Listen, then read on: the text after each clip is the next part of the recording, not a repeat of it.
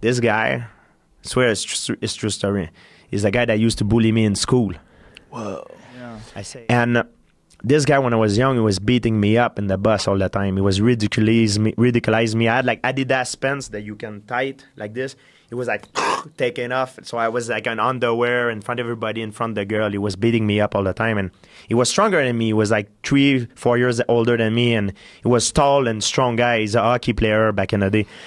And yeah, I couldn't beat him. Even with martial art, he was always stronger than me. He hurt me a lot, like back in the day. So I knew growing up and all, when I was really young, it was always something I thought about, you know what I mean?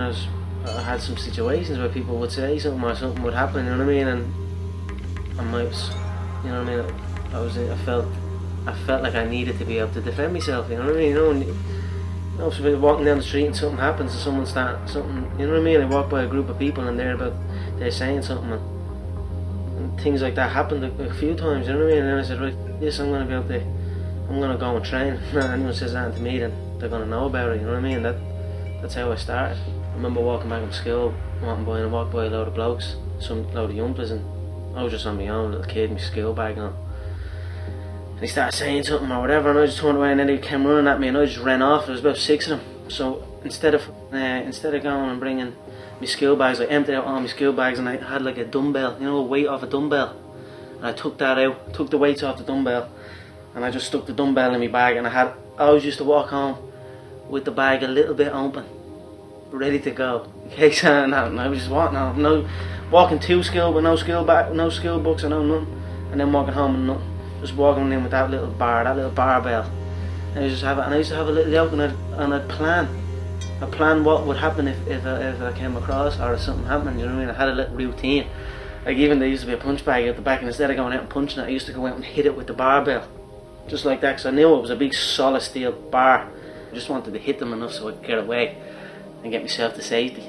I just got into it. Not really. I didn't care about sport. Like I don't care about sport fighting. I still really don't. I didn't get in it to be the All-Ireland champion or the world champion. I didn't get in it. I just got in it so people would say, right, this guy can do this, or this guy does a bit of training, or does something. We'll just watch him, or we'll just leave him alone. That was how I started doing it. And then it turns out I was good at it, you know what I mean? And that's it. I just got lost in it then, and it became more than just that. Daniel, you were bullied as a kid. Somebody bullied you as a kid. All the time. This was a guy named Gilbert Francis. I'll never forget his name. You know, he was only about 4.5 feet tall, but at 10 years old, that was a lot. He's still 4.5 feet tall today. So about 2-3 years ago, I went home and he saw my brother and he says, "Give Daniel my phone number." I go, "Why would you ever give Gilbert my phone number?" Gilbert calls me, he goes, "Are you at your mom's house?" I'm like, "Yeah." He goes, "You better stay there because I'm coming over there. And if you leave, you know what's going to happen." I'm like, "Hey, guy, it's not 1985 anymore. You cannot bully me." I go, "You know I fight for a living?" And he's like, "Just wait at your mom's house." I was like, I should have stayed and just beat his butt whenever he got there. But I let him you pass. left? I thought this was going to end with you giving him the work. Yeah, I was hoping for that. I actually left, so in reality, he still bullies me. But me leaving was kind of like me stepping away from him controlling my life anymore. This guy controlled me from from 2nd grade to 4th grade. He literally just controlled my life.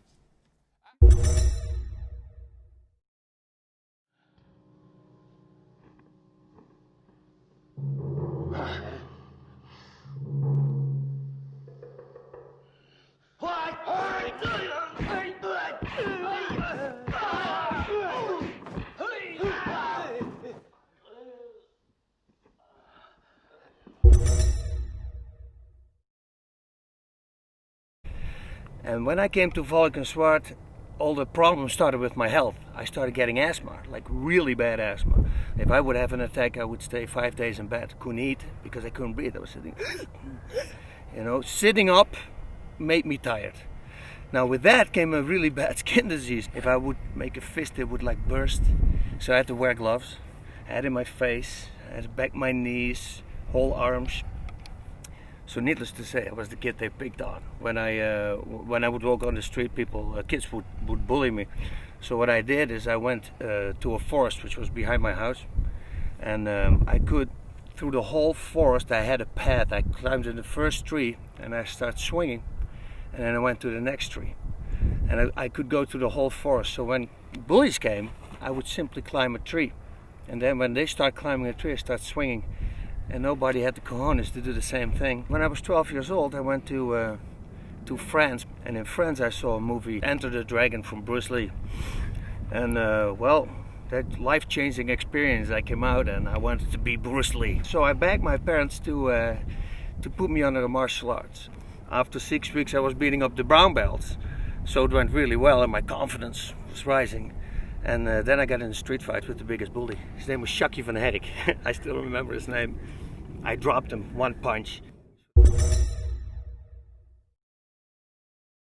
Remember in school, this kid was just giving me shit the whole time, the whole week. And during the weekend, he rode by my house because he wasn't far off, like a few streets down. And she yelled, "Go back to your country, blackanese," and did it like 2 or 3 times.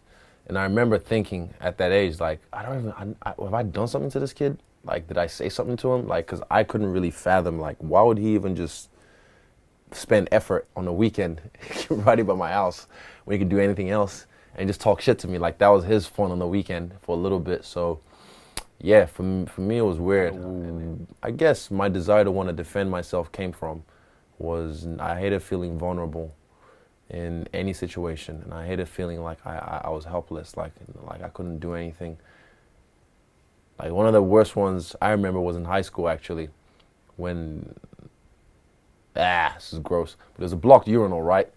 And I don't know, I'm still taking a piss, and these 2 guys kind of flanked me. I remember their names as well, but I don't give them no credit. They flanked me and then try to, like, honestly, I didn't realize how strong I was. I was a scrawny little kid, and these 2 big boys trying to dunk me in the urinal. And I remember my strength, my frames were so strong. I was, like, you know when they say mothers can lift up cars? Yeah, that shit's real. Like, because these guys, they, like, rugby players for the school, they should have dunked me easily, but my frames were so strong, they would not get me. And yeah, that was one of my last times where I felt like, nah, enough is enough. You know, I'm sick of this shit. And yeah.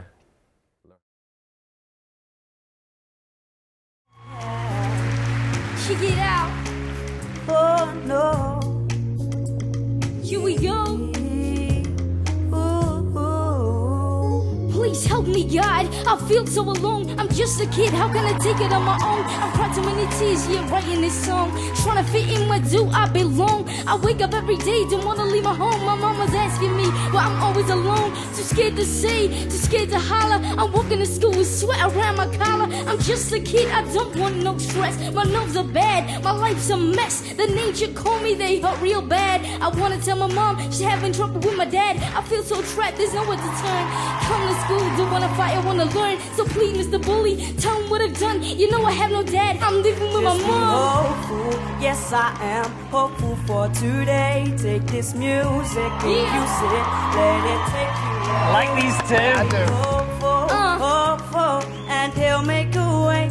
I know it ain't easy, but that's okay, just be hopeful. Why do you trip back a single day? I didn't ask to be born, but now I have to pay. I ain't got no money, you take all I have. When I give it to you, I search for my bags. I feel so scared when you shout me down. You kick me, punch me, throw me to the ground. When I ask you, yo, what have I done? You hit me again, I make fun of my mom. Hopeful, yes I am hopeful for today. Take this music, check it out. Use it, let it take you away.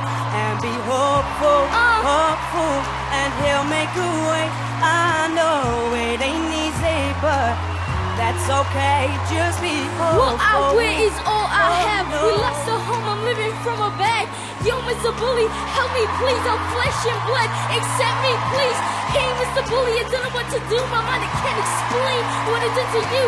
Mr. Bully, take a moment, please. Every single day, you bring me to my knees. Hopeful, yes I am hopeful for today. Take this music and use it, let it take you away. And be hopeful, hopeful, and he'll make a way. I know it ain't easy, but that's okay, just be hopeful.